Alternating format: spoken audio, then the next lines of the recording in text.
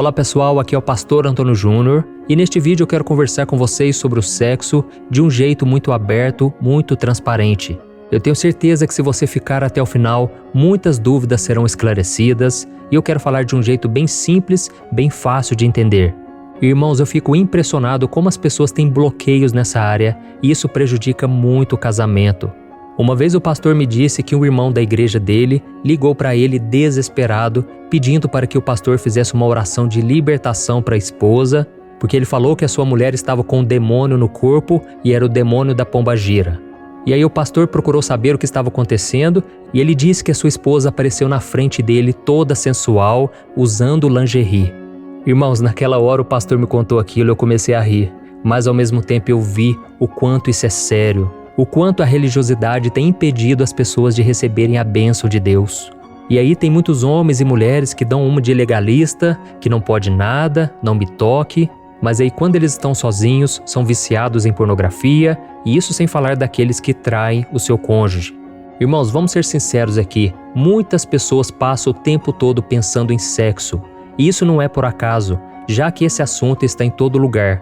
Basta você assistir os filmes, as séries, basta você acessar a internet principalmente, ou então se reunir numa roda de amigos e aí sempre as pessoas comentam sobre isso. E no meio cristão isso também não é diferente, viu? Só que temos uma conduta diferente, principalmente envolvendo o sexo fora do casamento. Eu me lembro quando eu comecei a frequentar a igreja no ano de 2002, foi quando eu me converti, e eu me lembro que eles trouxeram ensinamentos da Bíblia mostrando que o sexo antes do casamento é pecado. E graças a esses ensinos, eu tomei a decisão de esperar o casamento. Eu me casei virgem com 29 anos e hoje eu agradeço ao Senhor por essa decisão. A minha esposa também se casou virgem, mas eu sei que a grande maioria não consegue esperar até o casamento.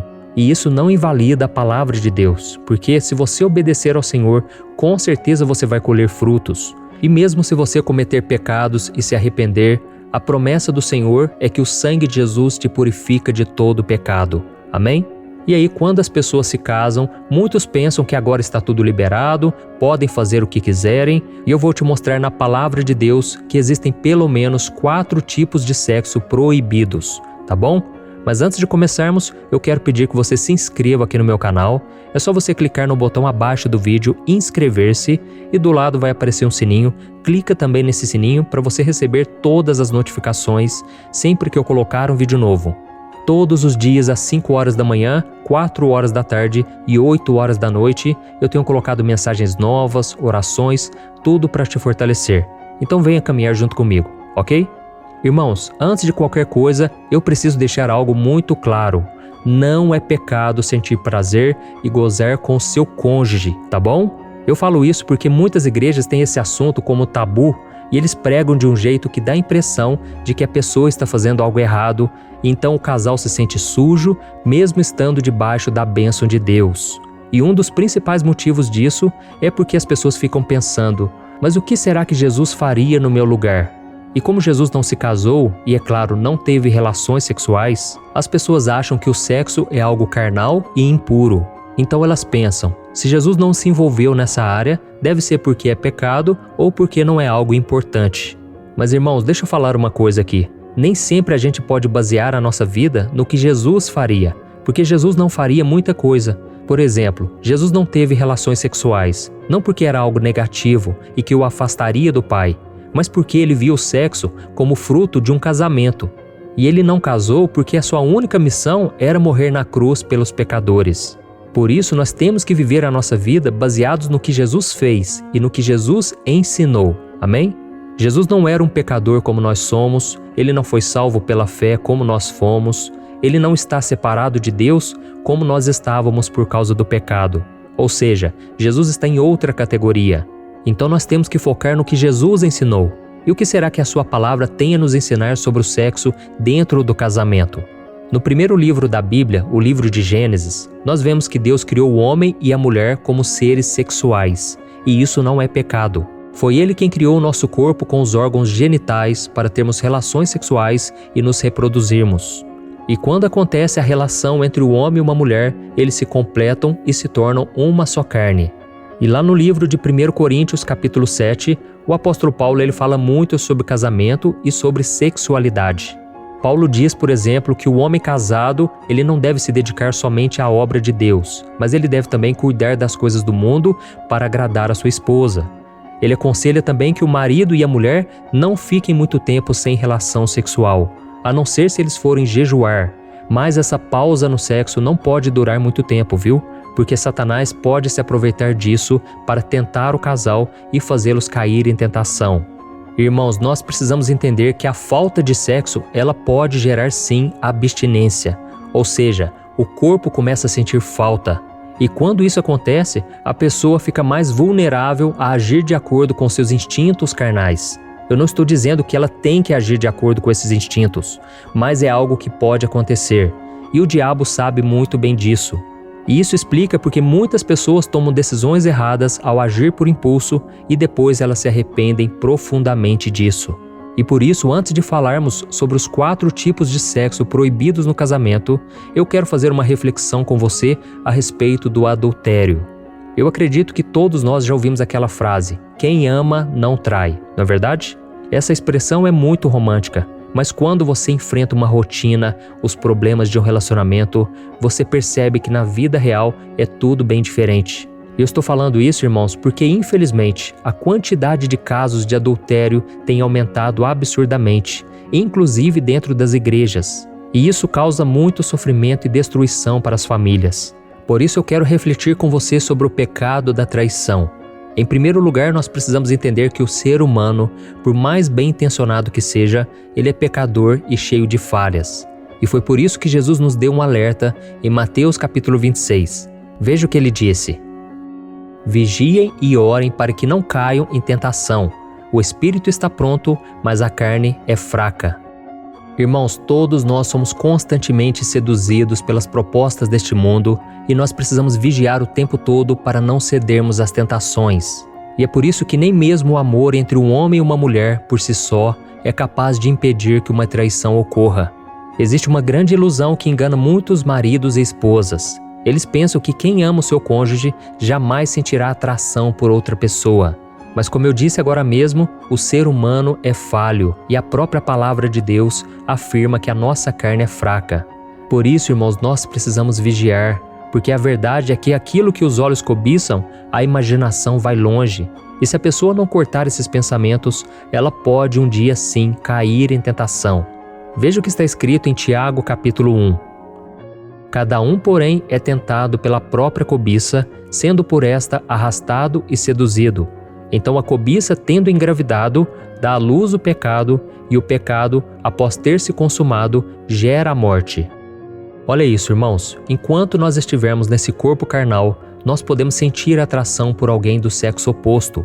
Podemos nos encantar com um sorriso, um corpo bonito, uma voz, um olhar, uma personalidade. E se não bastasse a nossa fraqueza carnal, nós somos alvos de um bombardeio da mídia e da cultura que promove a infidelidade, o sexo fora do casamento, a mulher como objeto sexual, aquela imagem do homem pegador, galanteador e por aí vai.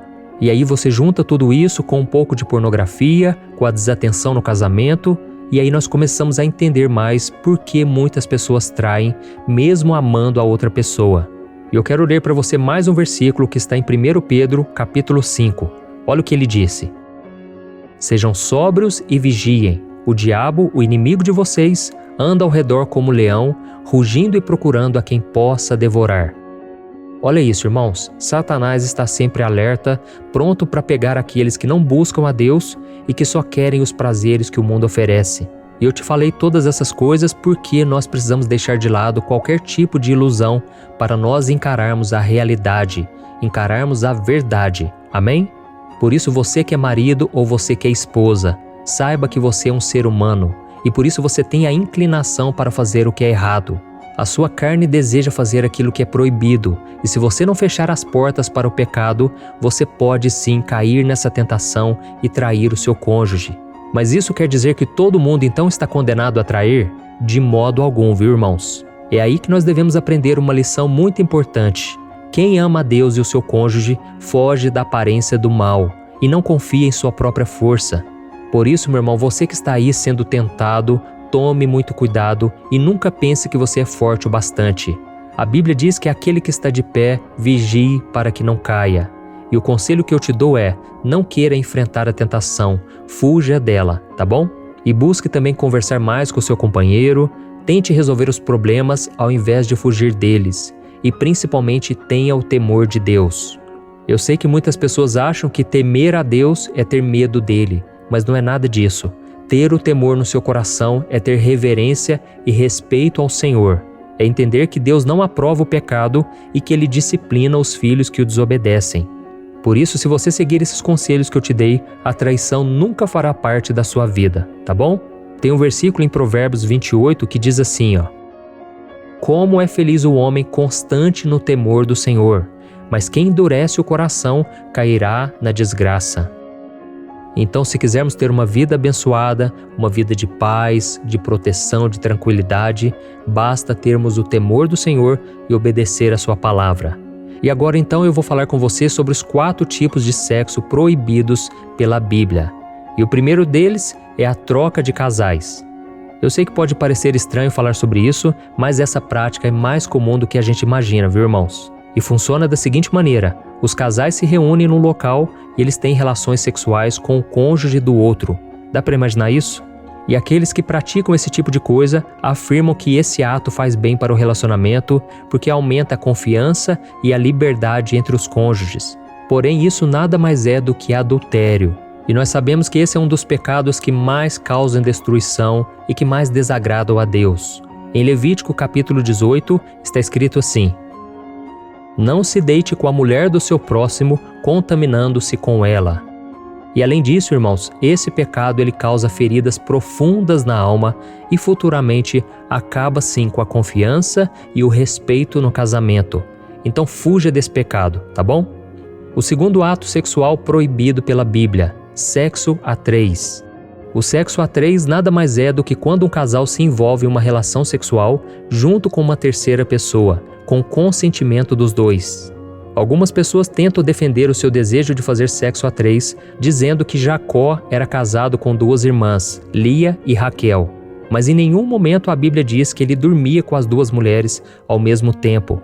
E nós vemos que a poligamia, o fato da pessoa casar com várias mulheres, era permitido no tempo da nação de Israel, mas nunca foi a perfeita vontade de Deus. Deus nunca aprovou a poligamia e nós vemos no Novo Testamento que o homem tem que ser marido de uma só mulher. E o próprio Jesus falou sobre isso. Veja o que ele disse em Mateus capítulo 19.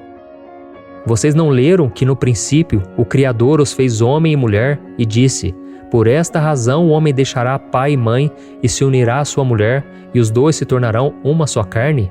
Assim eles já não são 2, mas sim uma só carne. Portanto, o que Deus uniu, ninguém o separe. Viu só, irmãos? Jesus falou de um homem e de uma mulher no casamento. Essa é a vontade de Deus. Ou seja, não existe espaço para outra pessoa em um casamento heterossexual, ok? O terceiro tipo de sexo que Deus proíbe na sua palavra é o abuso. Nós crescemos com aquela ideia de que um abuso só acontece quando um criminoso usa sua força física para ter relações com outra pessoa sem o seu consentimento. Mas isso não é verdade. Existe também o abuso dentro do casamento, que é quando um dos cônjuges obriga o outro a fazer sexo com ele sem que a outra pessoa aceite. E quem comete esse tipo de pecado usa aquela passagem de 1 Coríntios capítulo 7 de forma errada, para justificar o seu erro. Veja o que está escrito: A mulher não tem autoridade sobre o seu próprio corpo, mas sim o marido. Da mesma forma, o marido não tem autoridade sobre o seu próprio corpo, mas sim a mulher. E aí, irmãos, o que acontece? Eles retiram esse versículo do contexto e muitos homens acreditam que o corpo da sua esposa pertence somente a eles. E com isso eles acham que podem exigir sexo e têm todo o direito de forçá-las a fazer algo que elas não querem. Mas o que a Bíblia está falando é que nós devemos satisfazer o nosso cônjuge e não buscar apenas o nosso próprio prazer, tá bom? E o quarto tipo de sexo que Deus proíbe é a pornografia. Apesar de não ser um ato sexual em si, esses outros tipos de sexo proibidos geralmente são estimulados pela pornografia. E muitos casais cristãos dizem que assistem filmes pornográficos antes e durante a relação sexual para apimentar o relacionamento. Mas por mais que os dois gostem disso, a pornografia pode ser algo muito perigoso. Porque quando a pessoa assiste um filme ou qualquer outro tipo de material pornográfico, a pessoa pode estar abrindo brechas para que o inimigo destrua o relacionamento. E a Bíblia diz que nós devemos manter a pureza no casamento. Olha o que a Bíblia diz. O casamento deve ser honrado por todos, o leito conjugal conservado puro, pois Deus julgará os imorais e os adúlteros. E você pode estar se perguntando aí, mas pastor, em relação ao sexo oral e o uso de brinquedos sexuais? Bom, irmãos, por mais que a Bíblia não dá uma resposta definitiva, vocês têm que analisar aí se vocês dois estão de acordo, porque se vocês não se sentirem confortáveis em fazer algo, então o certo é não fazer. O mais importante é honrar a Deus e respeitar o seu cônjuge. E aí vocês devem analisar se isso vai fazer bem para vocês, se vai aproximá-los um do outro ou se vai afastá-los um do outro, tá bom? É claro que a Bíblia não vai falar de todos os assuntos, porque senão não caberia tudo num livro. E quando algo não é claramente proibido por Deus, vocês podem julgar o que é permitido. Veja o que a Bíblia diz em 1 João capítulo 3. Amados, se o nosso coração não nos condenar, temos confiança diante de Deus e recebemos dele tudo o que pedimos, porque obedecemos aos seus mandamentos e fazemos o que lhe agrada. Tá, mas em relação ao sexo anal, por exemplo? Aí, irmãos, isso é algo que nosso corpo não foi feito para isso e até os médicos alertam sobre as várias complicações que podem ter, as doenças que isso pode causar, tá bom? Então, como vocês ouviram aqui nessa mensagem, o sexo dentro do casamento não é pecado de jeito nenhum, não é sujo, não é errado vocês sentirem muito prazer e também o sexo não é somente para reprodução, tá ok? Ele foi criado por Deus para nos dar prazer e se você quer ser muito abençoado, fique longe de qualquer forma de promiscuidade, de coisas que realmente desagradam a Deus. Escolha viver um relacionamento com respeito, com amor, os dois têm que estar de acordo com tudo e com certeza vocês serão muito felizes, estarão cada vez mais próximos, íntimos um do outro e isso vai ser bênção para todos vocês. Amém? Se você gostou dessa mensagem, eu quero pedir agora que você compartilhe no WhatsApp.